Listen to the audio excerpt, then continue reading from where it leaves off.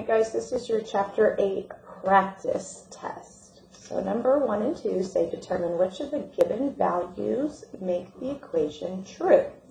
So I think the easiest way to do this is to solve the equation.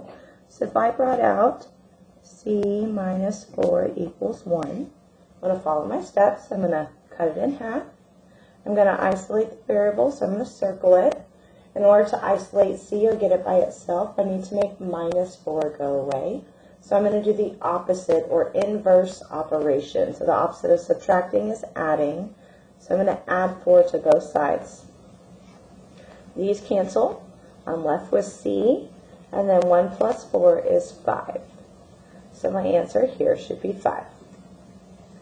I'm always going to plug my answer back in just to see if it works. So instead of c minus 4 equals 1, now I have 5 minus 4 equals 1, and that is correct. Number 2, 16 equals 2g. And then my possible options are 7, 8, and 9. So 16 equals 2g. I'm going to cut it in half. I'm going to isolate my variable, so I'm going to circle the g. The g is being multiplied by a 2. Remember, a number next to a letter means to multiply. So that's being multiplied by 2. So the opposite of multiplying is dividing. So I'm going to divide this side by 2. But what I do to one side, I have to do to the other. These 2's cancel. 16 divided by 2 is 8 equals, and then I have g on this side. So it looks like this answer is 8. I'm going to plug it back in just to make sure. So 16 equals 2. And instead of g, I have an 8. And 2 times 8 is 16, so I did that correct. Remember, you should never get any of these answers wrong because you can always plug your answer back in and check it. All right, numbers 3 through 8 say solve each equation and check your solution. So I'm going to do the exact same thing here that I did up here. 9 plus k equals 18. Well, if I cut this in half, I'm going to circle my variable, so I'm going to circle k, because I'm isolating it. In order to get k by itself, we need to make this positive 9 go away, so I'm going to subtract 9 from both sides. These 9's cancel. I'm left with k equals, and then 18 minus 9 is 9. So I think that k equals 9, so I'm going to plug it back in. 9 plus, instead of k, I'm going to have 9 equals 18. That is correct. All right, number 4, cut it in half. Step 2 is to isolate the variable, so I'm going to circle the variable. In order to get r by itself or isolated, I need to make minus 11 go away. So the opposite of subtracting is adding. So I'm going to add 11. What I do to one side, I have to do to the other. These 11's cancel because they're inverse operations. I'm left with r on the left equals, and then 5 plus 11 is 16. I'm going to plug it back in just to check. So instead of r, I'm going to be writing 16. So 16 minus 11 should be 5, and it is. That's correct. All right, number 5, I'm going to cut it in half. I'm going to isolate the variable, so I'm going to circle the y. And in order to isolate it, I need to make plus 5 go away. So I'm going to do the opposite of adding, which is subtracting. So I'm going to subtract 5 from both sides, because what you do to one side, you have to do to the other. Those 5's cancel.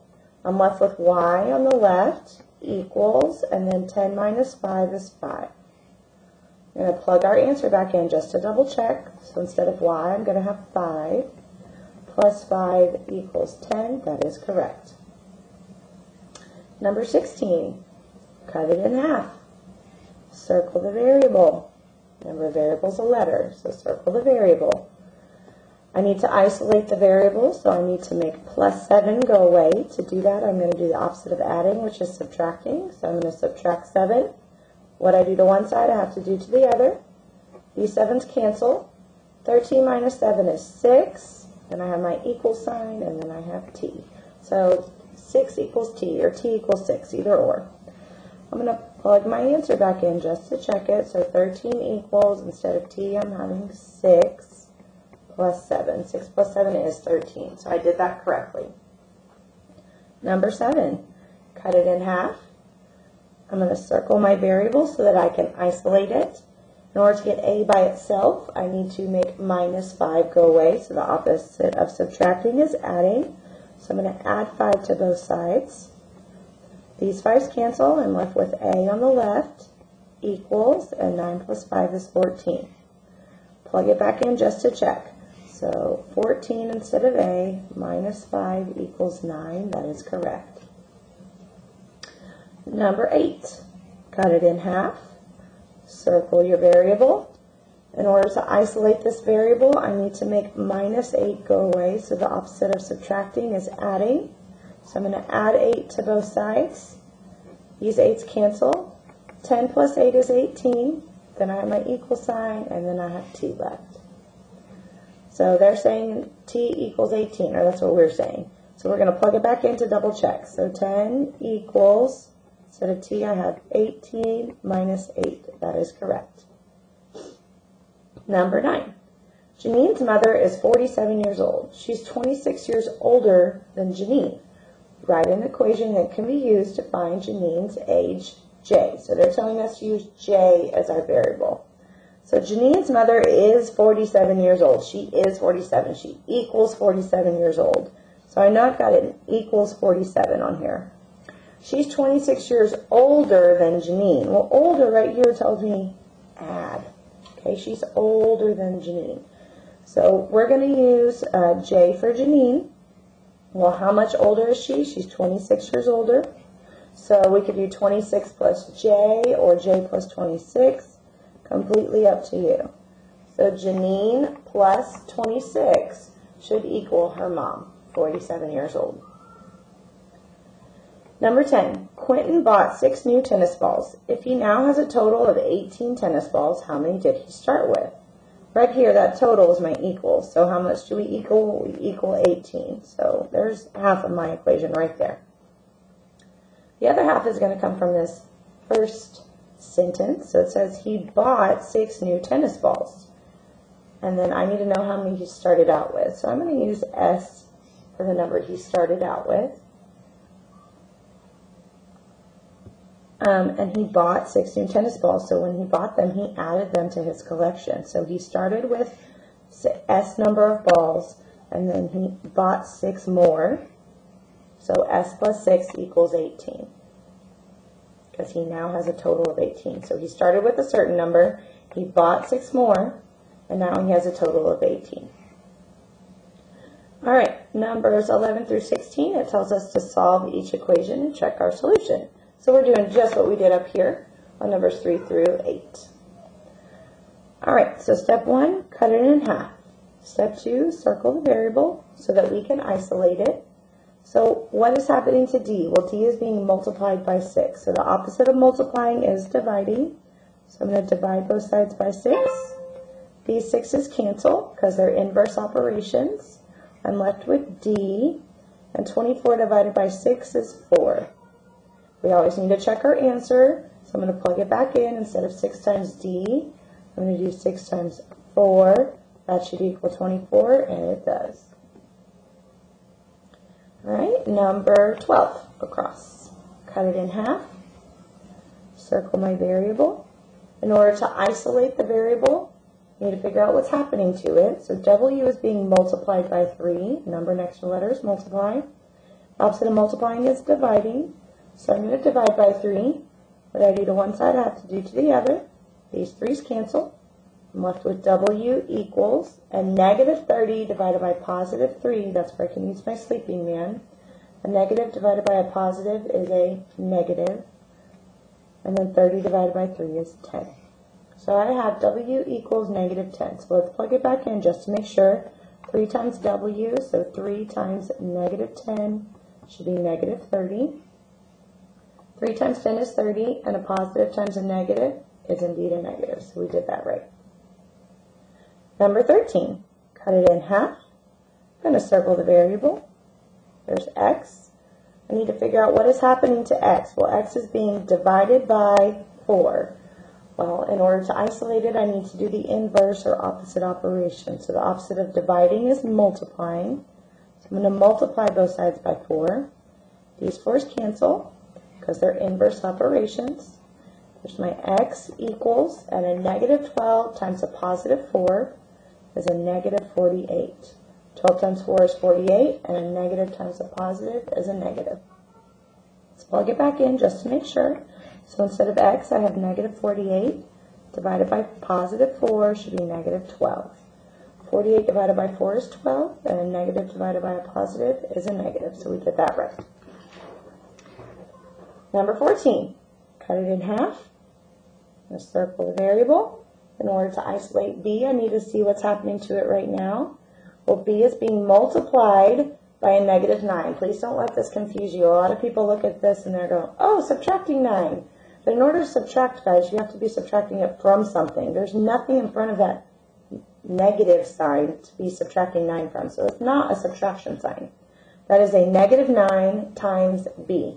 The number and the letter are smushed together, so you know that means to multiply. So the opposite of multiplying is dividing. So I'm going to divide by negative 9. What I do to one side, I do to the other. These negative 9s cancel. I'm left with b equals positive 54 divided by negative 9 is negative 6. Okay, 54 divided by 9 is 6, and a positive divided by a negative is a negative. So let's check it. Negative 9, and instead of b, I have negative 6 equals positive 54. 9 times 6 is 54, and a negative times a negative is indeed a positive. So we did that correctly. All right, number 15, cut it in half.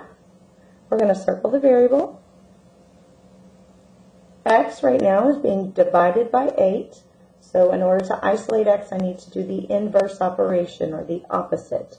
So the opposite of dividing is multiplying. So I'm going to multiply both sides by 8.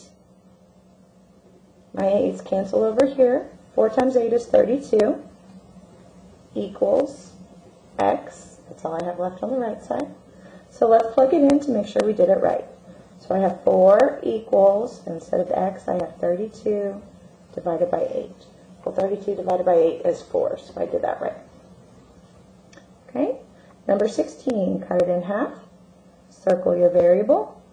In order to get d by itself, I need to figure out what's happening right now. So d is being divided by 12. So the opposite of dividing is multiplying.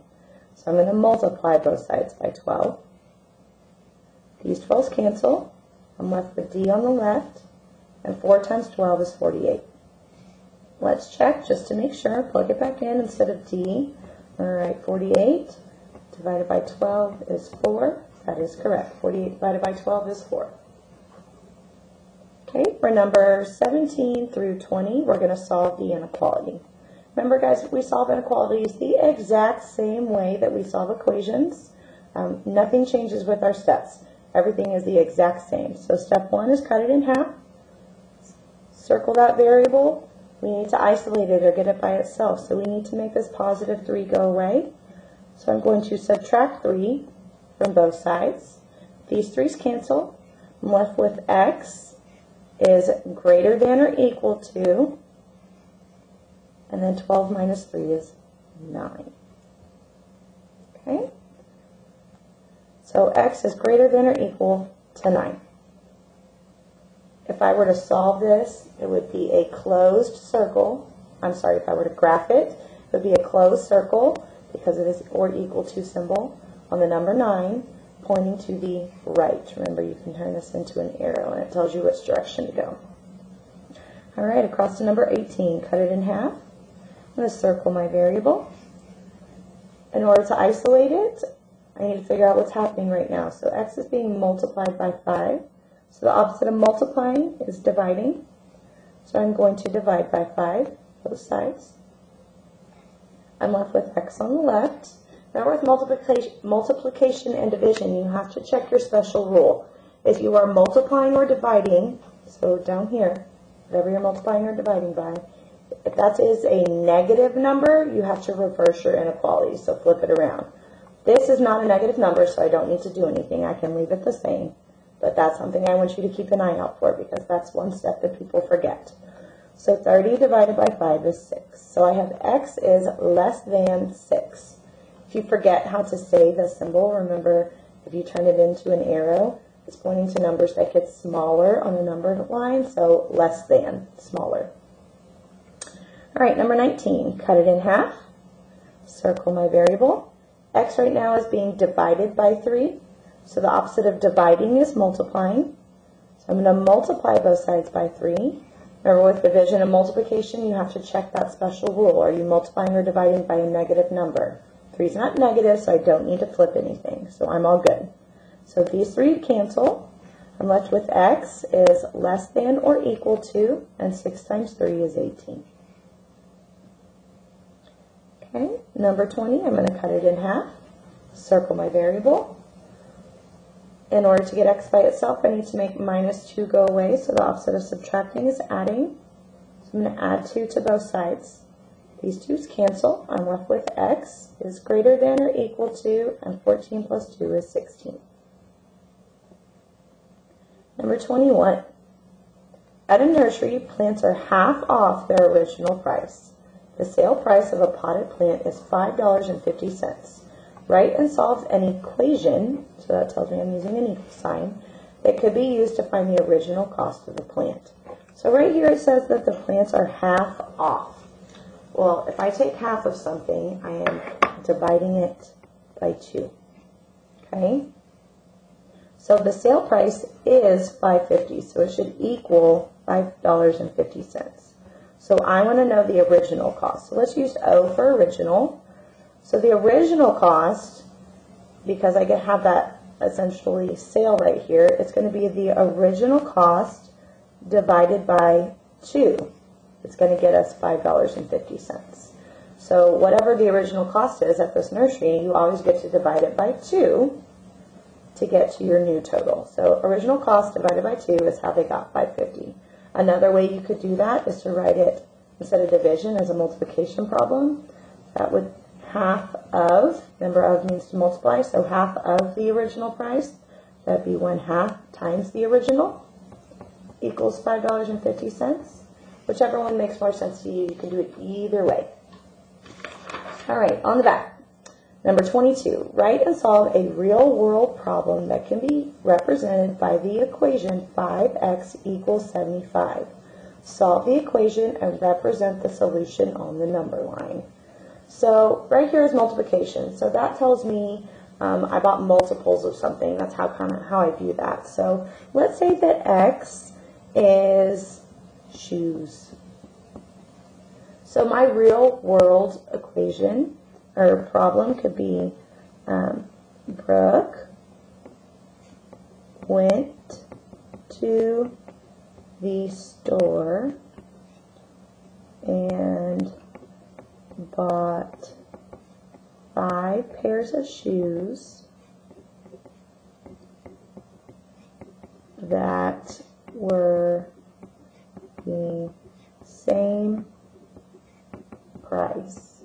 We're going to put comma X. So we're going to say that price was X dollars. If she spent a total of $75, how much was each pair of shoes? So there's my real world equation. If I'm going to solve this, I'll write it over here, because it tells us to solve it and then represent our answer on the number line. I'm going to cut it in half. I'm going to circle my variable. X right now is being multiplied by 5, so the opposite of multiplying is dividing. So I'm going to divide both sides by 5. These 5's cancel. I'm left with X. 75 divided by 5. Let's come over here and do that. 5 goes into 7 one time. 7 minus 5 is 2. 5 goes into 25 5 times exactly. So X is 15. So since this is an equal sign, that is just a closed circle on the number 15. There's no lines going anywhere. Number 23. Kelly earned $20 for babysitting. She also earned money by doing chores. Altogether, she earned $100. How much did she earn doing chores? So I know she made $20 for babysitting, but I don't know how much money she made for chores. So I'm going to use C for chores. Altogether, she made a total of $100. So to figure out the total of 100, I need to add these two together. So I need to figure out how much she earned doing chores. Well, let's solve this equation. Let's cut it in half. Circle my C. In order to get C by itself, I'm going to subtract 20 from both sides. These 20s cancel, so C should equal $80. So let's see if that makes sense. She made $20 for babysitting, and then $80 for chores. Altogether, that should be $100. 20 plus 80 is 100, so that's right. So $80, sorry. Number 24. There were 196 students that participated in a cleanup event at a nearby lake. This is 1/4 of the entire student population.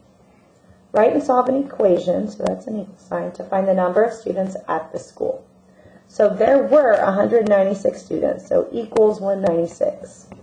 That's the total they give us. There were 196 students, so a total of 196.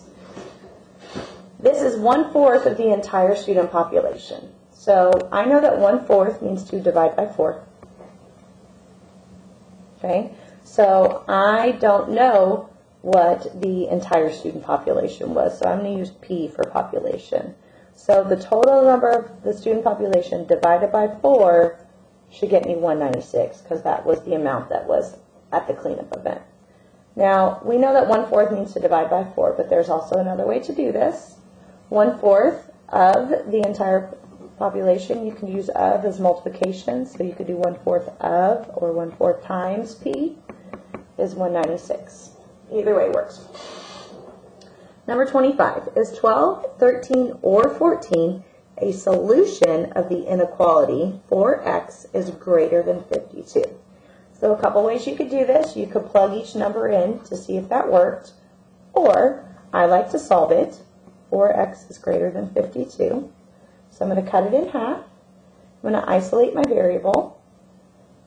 X is being multiplied by 4, so I'm going to divide both sides by 4.